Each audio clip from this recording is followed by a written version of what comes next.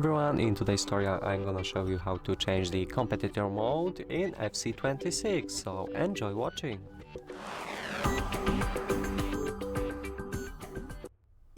As always, we have to get into the settings, so press the gear icon over here and move to the settings. Now press the game settings and choose the second tab, which is match.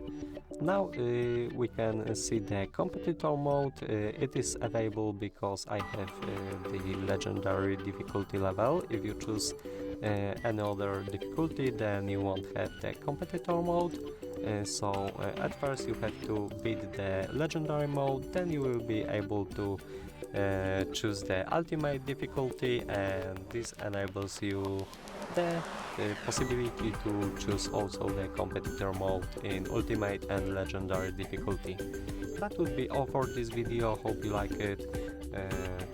Hope you luck in this new FIFA game and all the win matches in your future games. That would be all. Leave a like, comment and also subscribe to our YouTube channels. Goodbye!